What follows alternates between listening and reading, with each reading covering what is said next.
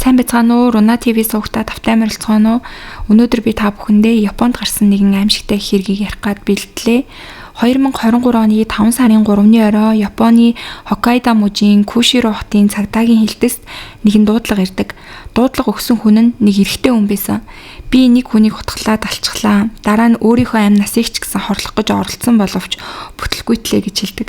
Цагдаа нар тэр даруй дуудлага өгсөн хүний гэрт очиход тэнд 37 настай Фужияма Кожи хүзүүнээсээ маш их хэмжээний цус алдсан байдалтай, бараг л ухаан нь орж гарсан байдалтай хэвтэж байсан.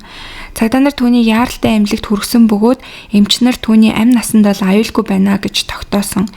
Ингээд хэсэг хугацаанд эмчилгээ хийсний дараа түүнээс байцаалт авахар болцгоосон. Фужиямагийн хутгалж амь насыг нь хөнөөсөн хүн бол 39 настай Косака Шио гэдэг нэртэй эмэгтэй байсан. Тэр өмнө нь Фужияматай богино хугацаанд үерхэж байсан бөгөөд хэрэг гарсан тухайн үед бол тэр хоёр салаад аль хэдийн 6 сар гаруй болчихсон байсан. Цагдаа нар амиа алдсан Косакагийн биед 10 гаруй хутганы шарах байсан бөгөөд хамгийн ноцтой шарах нь цээжийг нь хутгалсан бүр ясанд хүртэл тулгасан гүн шарах байгааг олж тогтоосон.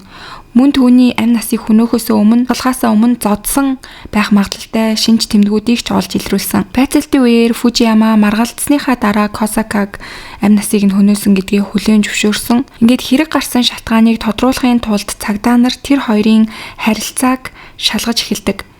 Фужиямагийн өнгөрсөн амьдрал бол нэлээд бүрхэг харагдажсэн. Тэр бэлгийн хүчирхийлэл эмэгтэй хүмүүсийг мөрдөж мөшгөх гэх мэт гэмт хэрэгүүдэд холбогдож байсан бөгөөд үүнээсээ болж дор хаяж 3 удаа ажилласаа халагдаж байсан нь илэрдэг. Мөн сошиал орчинд олон эмэгтэйчүүд рүү бэлгийн дарамт үзүүлсэн мессежүүдийг илгээдэг байсан нь бас тогтоогддог.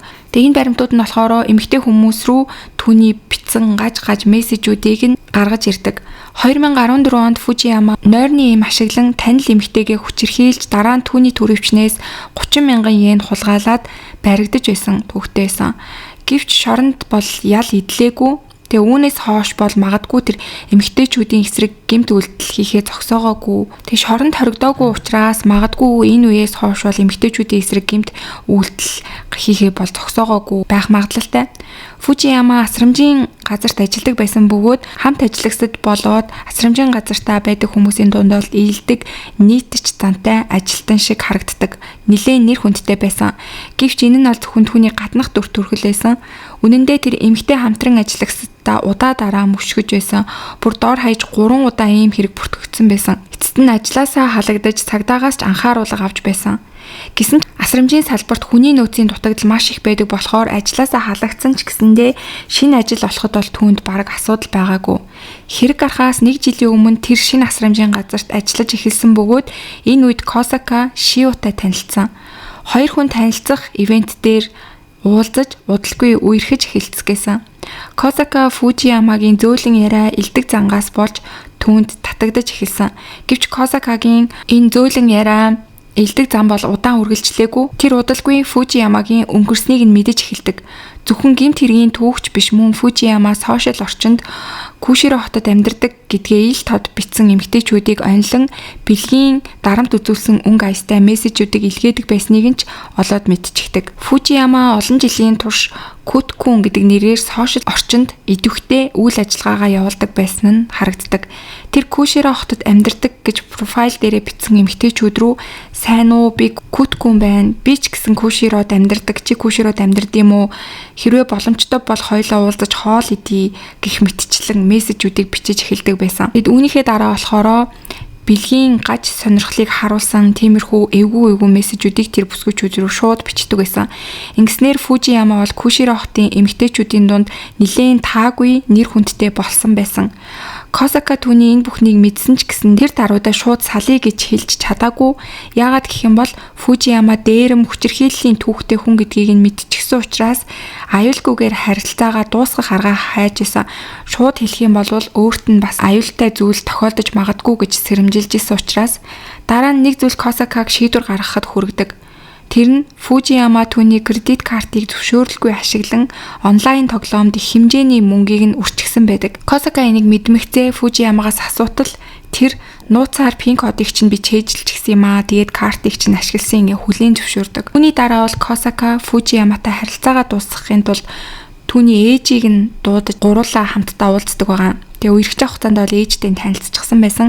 Тэгээ ээж өөрийнх нь мөнгийг ингээ үрсэн гэдгийг хэлээд хэрвээ Фужияма дахин түүнтэй холбоо барихгүй гэх юм бол Косака яг энэ мөнгийг нь үрсэн энэ дээр бол цагдаагийн газарт хандахгүй хэрэг үүсэхгүй гэж хэлдэг.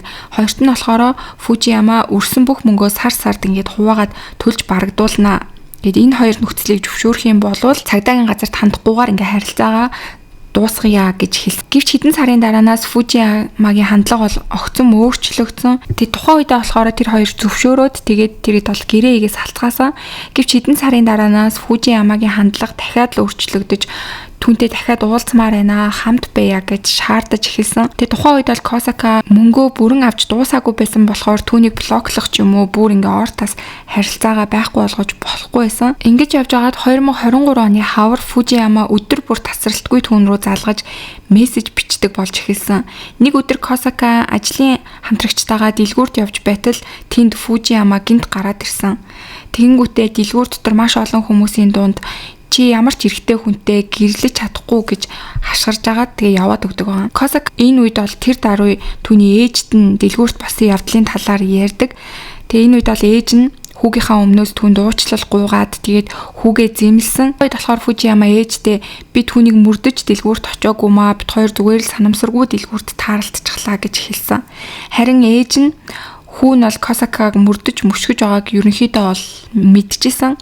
Тэгээ түүнчлэн Фужияма Косакагаас өөр хоёр эмэгтэйг бас мөшгсөн хэрэгт цагдаагаас анхааруулах тухай үед ирчихсэн байсан үе нэг. Тэгэхээр ээж нь бол мэдчихсэн. Тэгээ ингээд тухай айсан Косака ээжээс нь үлдсэн өрийг нь нэг дор ингээд та хүүгийнхаа өмнөөс төлөөд өгөөч. Тэгэх юм бол би хүүгийг чинь блоклоод ингээд бүр мөсөн харьцаагаа тасалмаар байна гэж гуйдаг. Ээж нь энэ зүйлийг нь зөвшөөрөөд тэгээд үлдсэн өрийг нь хүүгийнхаа өмнөөс төлж өгдөг байгаа. Тэгээд төлснөхийн дараа хүүдээ би чиний өрийг төлчихлөө. Одоо чи оронд нь Косака руу дахиж уцтаж залгаж түүнийг хайж очиж ерөөсөө болохгүй шүү гэж хэлдэг. Тэгтэл энэ үед бол Фужияма зөвшөөрөөгүй би түүнтэй уулзах болно гэж ээжтэй хэлж өр төлсөн гэсэн гэрээг нь бүр ингээ уурж хайсан. Тэгээд тухайн үед болохоор хүүгээ маш их ууралж байгааг харсан ээж нь Косака руу залгаад манай хүү ингээд чамтай уулзна гэд ерөөсөө уулзахгүй гэдгийг хүлээн зөвшөөрч чадахгүй уурлаад байна. Тэгэхээр чамд магадгүй аюул тохиолдож магадгүй тэгэхээр чи гэртээ хэсэг хугацаанд байхгүй өөр газар байсан нь дээр юм шиг байна гэж анхааруулж хэлдэг.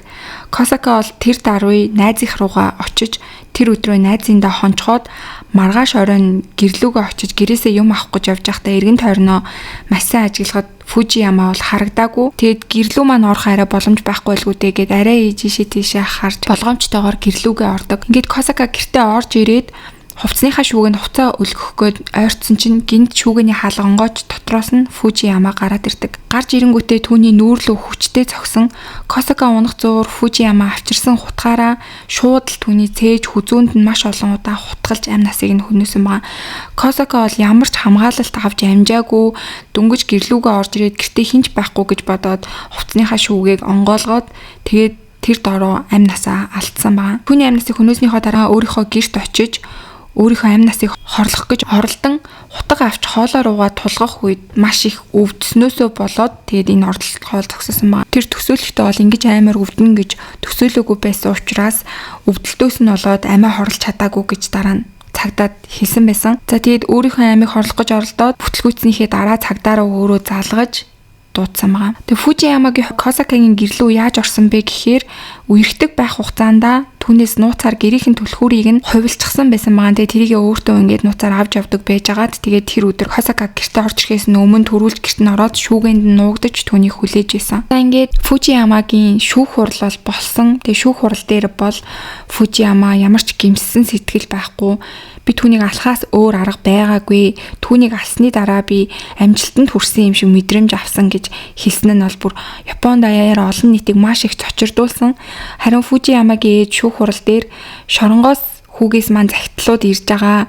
Тэгээ тэр захидлууд дээр бол тэр зөвхөн өөрийнхөө тухайл бичсэн байдаг харамсал гашуудах сэтгэл, гэмших сэтгэл бол огт захиан дээр харагдаагүй. Тийм болохоор бид нэр хүүтэйгээ харилцаагаа бүр мөсөн тасалсан байгаа. Тэгээд та бүхэн манай гэр бүлийг уучлаарай гэж уучлал шүүх дээр хүүгийнхаа өмнөөс гуйсан. За тэгээд шүүх хурал дээр бол Фужиямад 21 жилийн хорих ялыг оноосон. Тэгээ энэн дээр нь бол олон нийт маш их эсэргүүцсэн 21 жилийн дараа энэ хүн гарч ирээд дахиад ямар ч гэмт хэрэг үлдэх юм блэ. Тэгээд ямар ч гэмгүү жирийн эмэгтэйгийн амь насыг ингэж хөнөөнө гэдэг нь бол үнэхээр аимшигтай, бүх насаар нь хорих ёстой гэж шаардчихсан боловч яг 21 жилийн ял дээрээ бол тогтсон. За ингээд Фужиямагийн хувьд бол шоронд ороод 21 жилийн ял аваад тэгээд энэ хэрэг бол өндөрлсөн. Гэхдээ харамсалтай түүний хувьд ингээд шоронд ороод бүх юм хагдж байгаа юм шиг боловч Косакагийн гэр бүлийн хувьд бол бүр үнэхээр там шиг амьдрал нь эхэлж байгаа нь ойлгомжтой.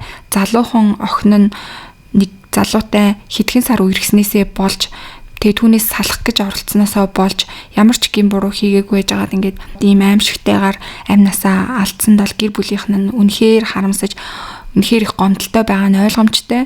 За ингээд өнөөдрийн та бүхэнд бэлтгэж хүргэсэн хэрэг маань энэ түрээд өндөрлж гин. Тэгээ та бүхэн комент хэсэгт сэтгэлдээ бичиж хуваалцаад цог дээрээ лайк, subscribe дараарай. За тэгээд удахгүй эргээд дараагийнхаа дугаараар уулзцгаая.